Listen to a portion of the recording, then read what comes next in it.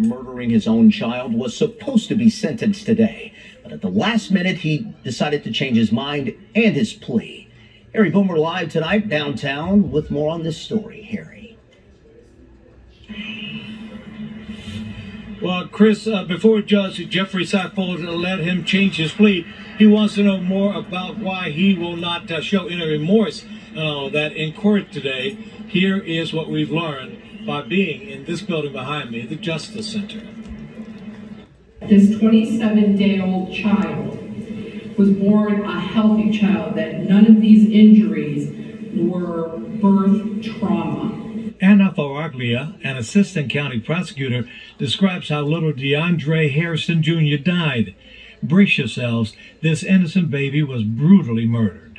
In meeting with Dr. Philo, he indicated to us that the cluster of injuries were around the head, and based on his training and experience, it was from grabbing the face and slamming the face against a hard surface. And there was also injury to the top of the head. I'll spare you the more graphic details and the extent of DeAndre's fatal injuries. His father, DeAndre Harrison Sr., walked into the courtroom with his family members throwing kisses and waving at him.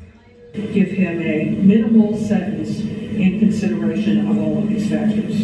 I'm going to need to hear from him some sort of sense of responsibility that matches the plea of guilty that he entered.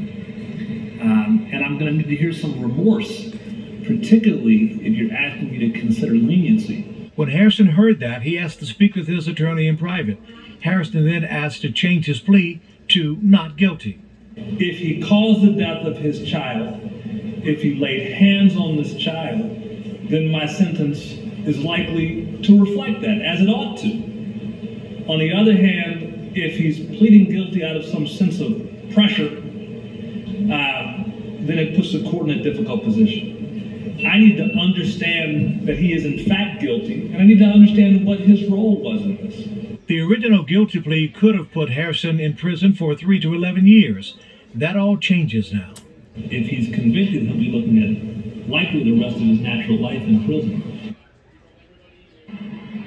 Little DeAndre's mother, Diamond Caldwell, pleaded guilty to child endangering and obstructing justice. If they go on trial, and that will be decided sometime later this week, she too could be facing murder charges now. We'll find out on Thursday. I'm Harry Boomer.